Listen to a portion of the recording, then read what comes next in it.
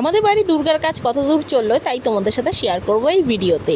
Hello everyone, আমি রিম্পা। তোমরা সবাই কেমন আছো? আমার নতুন একটা ভিডিওতে সবাইকে জানাই স্বাগত। আজকে আমাদের বাড়ি দুর্গার কাজ কত দূর এগোলো বা কত দূর চলছে সেটাই তোমাদের সাথে এই ভিডিওতে শেয়ার করব।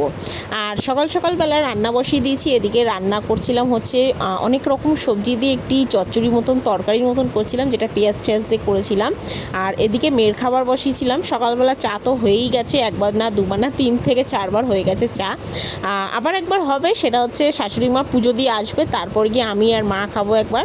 আর এদিকে জিনিসপত্রগুলো বাড়ান্ত হয়ে গেছিলো বলে নিয়ে এসেছিলো, সেইগুলোই কৌটে একটা করে ঢেলে রাখছিলাম। আর এদিকে সবজিটা আস্তে আস্তে করে একটু মাখার মতন কষিয়ে নিচ্ছিলাম যাতে ভালোভাবে খেতে লাগে। তারপর এদিকে মেয়ের খাবারটাও হয়ে গেছিলো। এদিকে আমি তরকারিটাও হয়েছিল প্রায়, তাই জন্য একটু জল ঢেলে নেবো, তাই একটু ঝোলঝোল করে নেব। আর এদিকে ঘর দৌড়ও গোছাতে হবে, ঘর পড়ে থাকে অনেক সময়, কিন্তু কি করব, এদিকে রান্নাও করতে হবে, 10টার মধ্যে খেতে হবে যেহেতু টিফিনটা। তার জন্যই আগে গিয়ে ঘুম থেকে উঠে চা ঠা বসিয়ে মেয়ের খাবার রেঁধে তখন গিয়ে রান্নাবান্না বসিয়ে দিই। আর এদিকে আমি কিছুটা ময়দা নিয়ে নিয়েছি আগে, তারপর নিয়ে নেবো আটাটা ময়দা একসাথে মিশিয়ে তারপর আমরা রুটি করি। আমরা যেহেতু আটা শুধু খাই না রুটি, তাই বলি। অনেকেও আবার আটার রুটিও খায় শুধু। যাই হোক, কথাটা হচ্ছে যে আমাদের বাড়িতে দুর্গা কিন্তু আগে থেকেই রেডি করে রাখা হয়, কারণ আমাদের যখন দুর্গা সিজন হয়, মানে দুর্গা পুজো চলে আসে তার কিছুদিন আগে মানে আমাদের বিশ্বকর্মা হোক বা গণেশ পুজোর পর সব খরিদ্দাররা এমনিই আসে, তারা এমনি দেখে চয়েস করে রেখে দিয়ে যায় যে এই দুর্গাটা তাদের।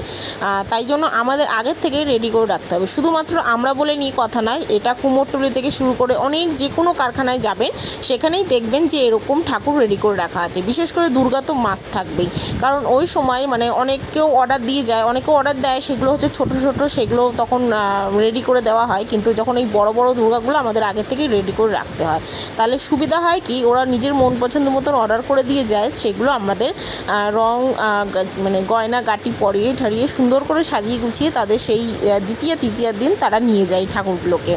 এইভাবেই আমাদের দিন কাটতে থাকে। এদিকে আমি উনুনে রান্নাও বসিয়ে দিয়েছি। আর এদিকে দেখুন এই যে দুর্গা বাঁধা হচ্ছে, কিন্তু মানে দুর্গার জোড়া কাটা হচ্ছে, ঠিক আছে। দুর্গা বিচুলি বাঁধা হয়ে গেছে, সিংহ অসুর মোষ দুর্গা সব হয়ে গেছে, শুধুমাত্র এখন জোড়া কাটা হচ্ছে, মানে দুর্গাগুলোকে সেট আপ করা হচ্ছে।